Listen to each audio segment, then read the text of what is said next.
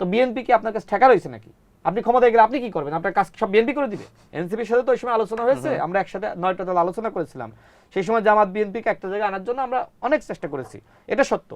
সেই সময় এনসিপির একটি বড় বিষয় ছিল যে উচ্চ কক্ষে পিয়ার, সংখ্যানুপাতিক ভিত্তিতে, এইটা আর কোনো দাবি তাদের খুব বেশি ছিল না। এখন তারা যেহেতু জামাতের সাথে গেছে, অনেক দাবি করবে, এটা করতে দিতেই হবে, এটা খুব স্বাভাবিক। না, চারটাই ছিল না, সেই সময় আমি তো ছিলাম, ওই আলোচনায় আপনি ছিলেন না। আমি ছিলাম, প্রাতিষ্ঠানিক দল, আমি ছিলাম, আমি প্লিজ, আমি ছিলাম বলেই বলছি। আমি এখানে মিথ্যা বললে আমার লাভটা কি? যাদের আপনারা প্রতিনিধি ছিল তারাও ছিল, ওইটাই মূল বিষয়টা ছিল যে এইটা যদি হয়ে যায় তাহলে চেক অ্যান্ড ব্যালেন্স আসবে, পাওয়ারে অনেক চেক অ্যান্ড ব্যালেন্স আসবে, এই কথা তারা বলছিল।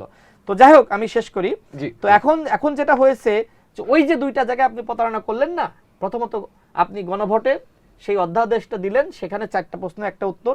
এখন আপনি আমাকে বলেন যে 4টা প্রশ্ন একটা উত্তর গণভোটের অধ্যাদেশ, মানে আমি কি আসলে সেটা আবার পাশ করাবো? এখন সংসদে আমি নিয়ে গেলাম, মনে করেন যে বিএনপি 20টা নিয়ে যায়নি, তাই না? এবং এই ক্ষেত্রে বলছে যে 16টা আমরা পর্যালোচনা করে পরবর্তীতে বিল হিসেবে আমরা উত্থাপন করব। আরো 4টা, সেগুলো নিয়ে আমরা আরো বিস্তারিত আলোচনা করব। আলোচনা তো করতে চেয়েছে, এবং সেই কমিটিতে অবশ্যই জামাত ইসলাম, এনসিপি বা যারা অপোজিশনে আছে তারা তো থাকবে। তা আলোচনা করেন। এখন আপনি আলোচনা করতেই চাচ্ছেন না, আপনি বলছেন 133টা, তাই তো? 133টা অধ্যাদেশ, এইটাই আপনাকে পাশ করাইতে হবে। তো বিএনপি কি আপনার কাছে ঠেকা রয়েছে নাকি? আপনি ক্ষমতায় গেলে আপনি কি করবেন? আপনার কাজ সব বিএনপি করে দিবে? আপনার সব এজেন্ডা কি বিএনপি বাস্তবায়ন করে দিবে? আপনাকে যদি জনগণ ক্ষমতায় আনতো 133টা অধ্যাদেশ বাস্তবায়ন করার জন্য, তাহলে আপনি করতে পারতেন। যেহেতু আনেন না, একটু ধৈর্য ধরার জন্য আমি অনুরোধ করব। অস্থিরের কোনো লাভ নেই, পলিটিক্স একদিনে শেষ হয়ে যাচ্ছে না, ওই যে আমার ব্যক্তিগত পর্যায়ে যাচ্ছে না বারবার। দেখেন, অসংখ্য মানুষ বিভিন্ন জায়গায় রাজনীতি করতো, এনসিপি গঠন করেছে, অনেকে গিয়েছে না নতুন সম্ভাবনার জায়গা থেকে।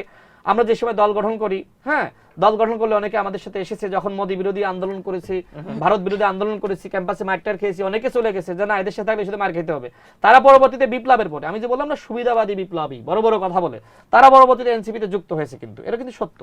এখন বিএনপি দেখেন, অনেক নেতৃবৃন্দ তারা একসময় অন্য দল করতো, ছাত্র সংগঠন করতো, তারা পরবর্তীতে বিএনপিতে যুক্ত হয়েছে। আমি আগেই বলেছি যে নুরুল হক নূর এখন বিএনপি সরকারের প্রতিমন্ত্রী। আমি যে সিদ্ধান্ত নিয়েছি, আমি তো নুরুল হক নূরের সাথে আলোচনা ছাড়াই আমি কোনো সিদ্ধান্ত কখনো নিই নাই। আন্দোলন সংগ্রাম করেছি, ম্যাক্সিমাম ক্ষেত্রে আমি এবং সে অনেক গুরুত্বপূর্ণ সিদ্ধান্ত নিতাম।